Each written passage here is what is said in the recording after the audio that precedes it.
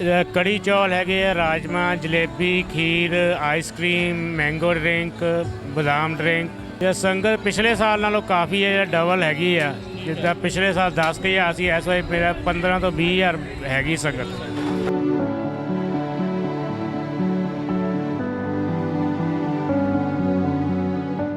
ਸੇਵਾਦਾਰਾਂ ਦੇ ਨਾਲ ਆਪਾਂ ਗੱਲਬਾਤ ਕਰ ਰਹੇ ਹਾਂ। ਇਸ ਟਾਈਮ ਆਪਾਂ ਨਿਊ ਇੰਡੀਆ ਸੁਪਰ ਮਾਰਕੀਟ ਰੇਸਟੀ ਵਾਲੇ ਉਹਨਾਂ ਦੇ ਬੂਥ 'ਤੇ ਆ। ਇੱਥੇ ਵੀ ਇਹਨਾਂ ਨੇ ਲੰਗਰ ਜਿਹੜਾ ਲਗਾਇਆ ਹੋਇਆ, ਆਓ ਉਹਨਾਂ ਦੇ ਨਾਲ ਗੱਲਬਾਤ ਕਰਦੇ ਹਾਂ। ਸਭ ਤੋਂ ਪਹਿਲਾਂ ਵਾਹਿਗੁਰੂ ਜੀ ਕਾ ਖਾਲਸਾ, ਵਾਹਿਗੁਰੂ ਜੀ ਕੀ। ਵੀਰ ਜੀ ਕੀ ਨਾਮ ਹੈ ਆਪ? ਸੰਜੀਵ ਨਾਮ ਹੈ ਜੀ। New India super market tasty ਤੇ ਦੁਆਬਾ ਸਵੀਟ ਐਂਡ ਰੈਸਟੋਰੈਂਟ ਤੋਂ ਆਪਾਂ ਸੇਵਾ ਕਰ ਰਹੇ ਹੈਗੇ ਆ ਜੀ। ਤੇ ਸੋ ਅੱਜ ਕਿਹੜੇ ਜਿਹੜੇ ਪਕਵਾਨ ਆ ਉਹ ਸੰਗਤ ਦੇ ਲਈ ਸੀਗੇ? कड़ी चौल है, राजमा, जलेबी, खीर, आइसक्रीम, मैंगो ड्रिंक, बादाम ड्रिंक, होर जलेबियाँ हैगियां सारा। संगत किन्नी कुh तुहानूं लगी आ? बहुत भरवां जिहड़ा इकट्ठ अज होया। ये संगत पिछले साल नालों काफ़ी है डबल हैगी आ। जिद्दां पिछले साल 10,000 सी, इस वार मेरा 15 ਤੋਂ 20,000 हैगी संगत। हाँ जी।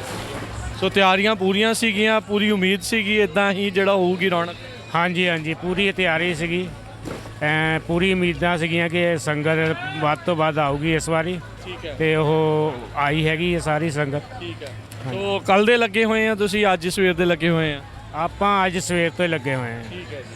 ਤੇ ਹੋਰ ਜੇ ਤੁਸੀਂ ਕੋਈ ਸੰਗਤਾਂ ਨੂੰ ਬੇਨਤੀ ਅਪੀਲ ਵਧਾਈ ਦੇਣੀ ਹੋਵੇ? ਬਾਕੀ ਸਾਰਿਆਂ ਨੂੰ ਵਧਾਈਆਂ ਵਿਸਾਖੀ ਦੀਆਂ। ਸਤਿ ਸ਼੍ਰੀ ਅਕਾਲ ਜੀ। ਸੋ ਬਹੁਤ ਬਹੁਤ ਧੰਨਵਾਦ ਜੀ ਸਾਰਿਆਂ ਦਾ। ਵਾਹਿਗੁਰੂ ਜੀ ਕਾ ਖਾਲਸਾ, ਵਾਹਿਗੁਰੂ ਜੀ ਕੀ ਫਤਿਹ।